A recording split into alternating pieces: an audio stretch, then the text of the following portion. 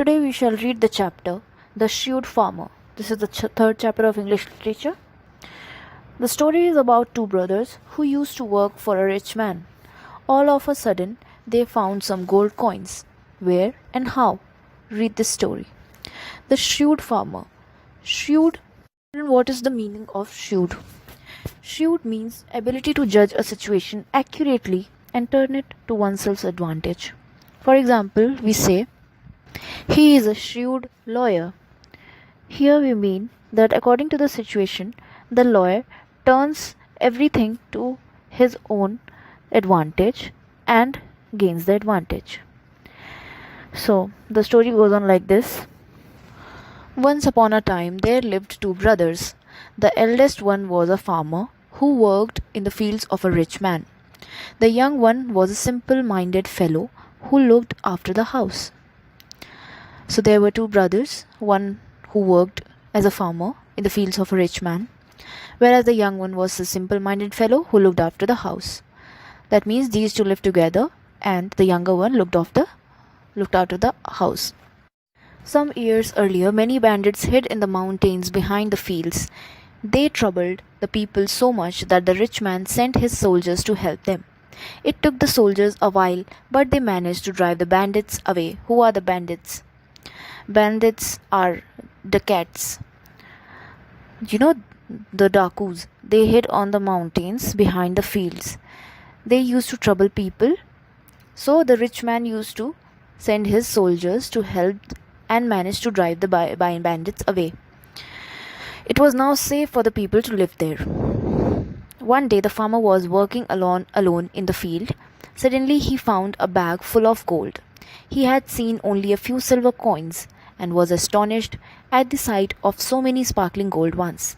When the farmer was working in the field, he found a bag of gold. Earlier he had only seen a few silver coins in his life. So when he saw the sparkling gold coins, he was astonished. Astonished means surprised. He was very surprised to see the gold coins. He thought for long and hard about what to do with them. He was in a tight spot. He was very confused to what to do in this situation. It was a difficult situation for him. Tight spot. First, the land on which the bag was lying belonged to the rich man. By law, everything on it belonged to him. The farmer knew that the rich man already had more money than he needed. But the two brothers were so poor, they barely had enough to eat. What was going on in his mind? That according to the law, whatever is lying in the rich man's field is his. So the farmer also thought that the rich man already had so much money than he needed, whereas the brothers were so poor, they did not have enough to eat also.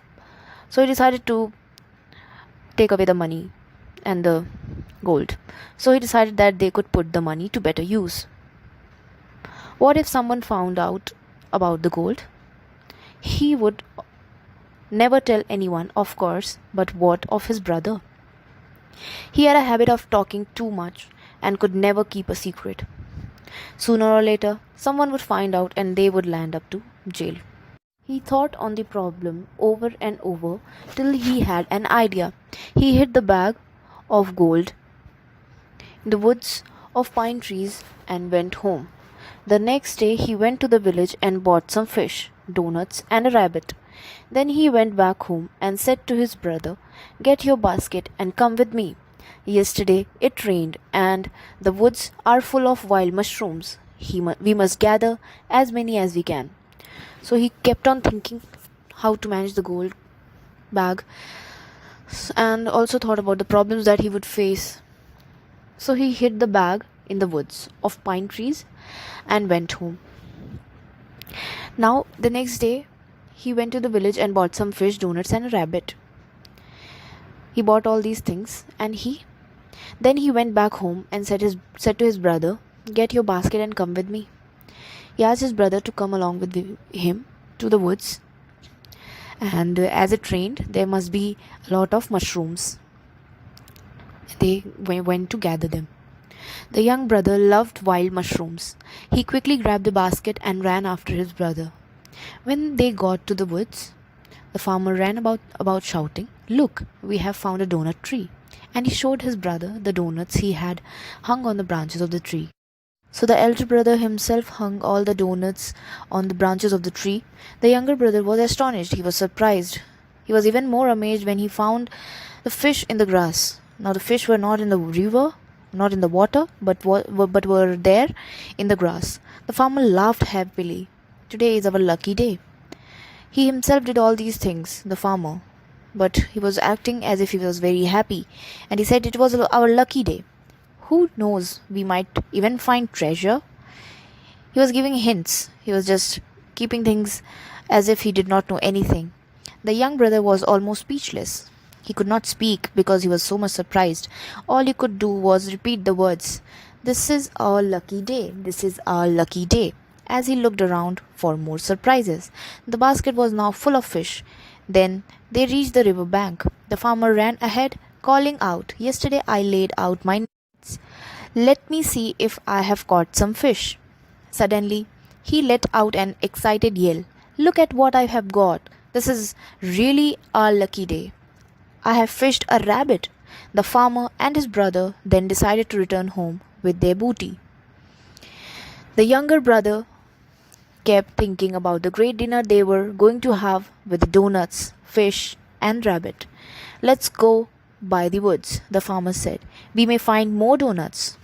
So, the farmer intentionally was trying to go to the woods so that he could reach to the place where he hid the treasure, where he hid the gold, and so that his brother also comes to see that they have got it there in the woods only.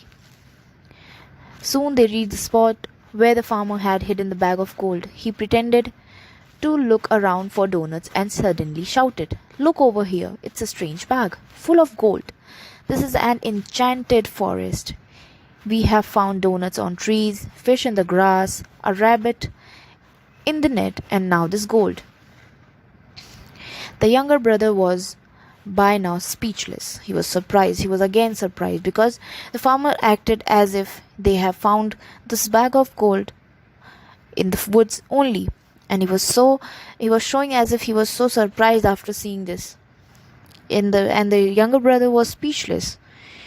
He could not utter a word as he touched the shiny gold coins. Then the two went back home.